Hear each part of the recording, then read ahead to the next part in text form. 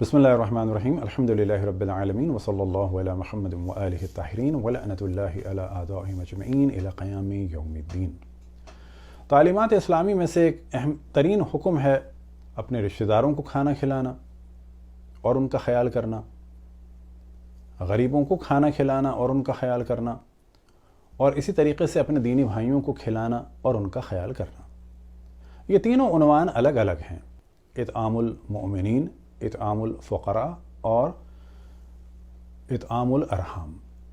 اب عموماً جو لوگ نہیں جانتے صحیح اسلام کو، وہ فوراً ویلفیئر کا موضوع لے آتے ہیں۔ مثال کے طور پر اگر کسی کے رشتہ دار سب کے سب بہت ہی مالدار ہوں، کیا انہیں کھانا کھلانے کا ثواب ہے؟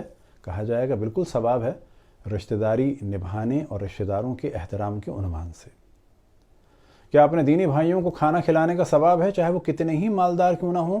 تو کہا جائے گا بالکل ثواب ہے، اور یہ ایک خاص عنوان ہے۔ آیا غریبوں کو کھانا کھلانے کا ثواب ہے؟ بالکل ثواب ہے، وہ ایک الگ عنوان ہے۔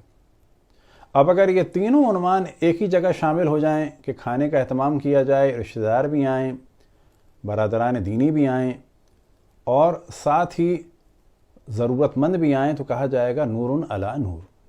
پس تمام دنیا تشیع میں، چاہے ایران ہو، عراق ہو، شام ہو، لبنان ہو، بحرین ہو، اور پھر چاہے حجاز میں مدینہ ہو، یا اسی طریقے سے قطیف و احسا اور خبر و دمام ہو، بحرین ہو، انڈیا ہو، پاکستان ہو، ہر جگہ آپ کو رسم ملے گی کہ کھانا پکانا اور مختلف عناوین سے، چاہے وہ غم کے ہوں چاہے وہ خوشی کے ہوں، ان میں کھلانا۔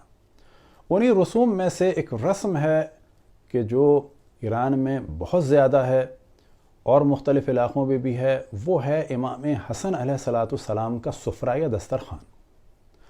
اصل جو موضوع میں ڈسکس کرنا ہے کہ ان چیزوں کے لیے کوئی ڈیٹ نہیں ہے۔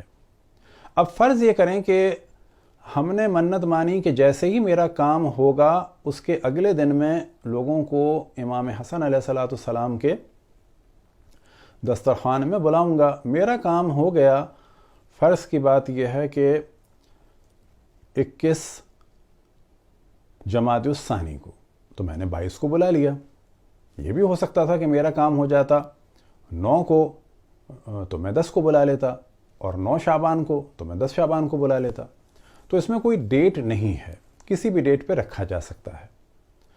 اتفاقاً یہ کلچر ہمارے برادران اہل سنت میں بھی انڈیا میں رہا، اور وہ امام جعفر صادق علیہ السلام کی نیاز کی صورت میں، اور 22 رجب کو۔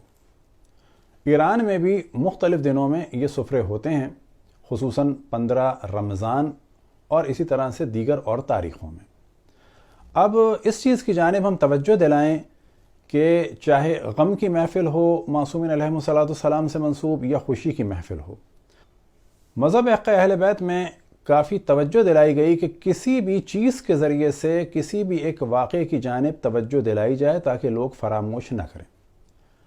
لہٰذا جب پاکستان میں دیکھنے میں آتا ہے کہ امام حسن علیہ السلام کے دسترخوان میں سبز چیزیں ہیں، تو بعض لوگ جو اپنے آپ کو سمجھتے ہیں کہ بہت ہی بقرات ہیں اور بڑی ان کی معلومات ہے، تو کہتے ہیں کہ یہ فضولیات ہیں۔ نا، فضولیات نہیں ہیں۔ ہاں، یہ کہا جا سکتا ہے کہ اس کا حکم اس صورت میں قرآن یا حدیث میں نہیں ہے۔ اب ممکن ہے کوئی کہ اگر حکم نہیں ہے تو پھر جائز نہیں ہے، نہ، یہ بالکل غلط ہے۔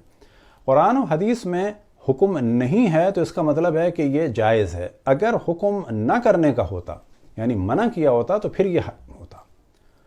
لیکن اس میں جب ایک حسن پیدا ہو جائے اور ایک پازیٹیو چیز آ جائے، اور وہ ہے امر ائمہ علیہم السلام، یعنی ائمہ علیہم السلام سے منسوب کسی چیز کی یاد تازہ ہو جائے، وہ یاد کیا ہے؟ تو 2 طرح کی روایات ہیں، اتفاق سے اہل سنت میں بھی ہیں، کہ جب لباس آئے جنت سے امام حسن و امام حسین کے لیے، تو امام حسن کا سبز تھا اور امام حسین علیہ السلام کا سرخ تھا، کہ جس کی وجہ تھی کہ امام حسن علیہ السلام کو زہر دیا جائے گا اور امام حسین علیہ السلام کو قتل کیا جائے گا، اور آخر وقت میں ایک کے جسم کا رنگ سبزی مائل ہو جائے گا، یعنی سبز سا ہو جائے گا، اور ایک کے جسم کا رنگ سرخ ہوگا۔ بالکل اسی طرح سے ایک روایت ہے کہ جب معراج پہ رسول اللہ صلی اللہ علیہ وسلم تشریف لے گئے، تو وہاں پر 2 انہوں نے گھر دیکھے، کہ ایک زبرجد سے تھا کہ جس کا رنگ ہرا تھا، اور ایک یاقوت سے تھا کہ جس کا رنگ سرخ تھا۔ آپ نے سوال فرمایا کس کے ہیں؟ تو جناب جبرائیل نے جواب دیا کہ یہ امام حسن کے لیے ہے سبز، اور جو سرخ ہے وہ امام حسین کے لیے ہے، اور پھر اس کی وجہ بتائی کہ امام حسن کو زہر دیا جائے گا اور آخر وقت میں جسم ان کا سبز سا ہو جائے گا، اور امام حسین کو شہید کیا جائے گا، ان کے جسم خونی ہوگا اور سرخ ہوگا۔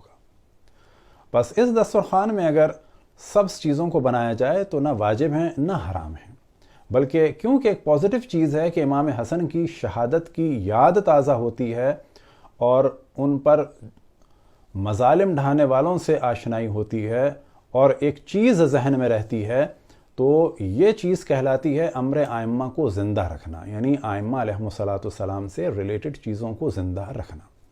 اب آپ کے سامنے ہم لگاتار کچھ تصاویر دکھائیں گے کہ جو ایران کی ہیں، عراق کی ہیں، کہ جن میں جگہ جگہ امام حسن علیہ السلام کا دسترخوان ہے، اور آپ دیکھ سکتے ہیں کہ اکثر چیزیں اس میں سبز ہیں۔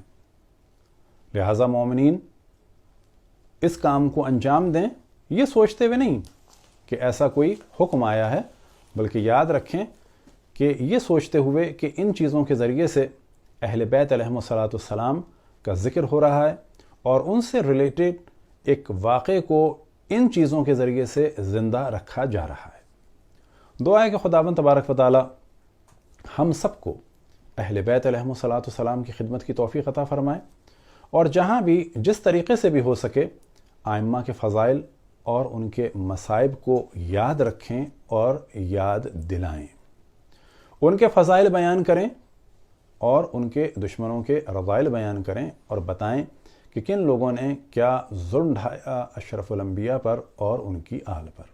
وصلی اللہ علی محمد و آلہ الطاہرین۔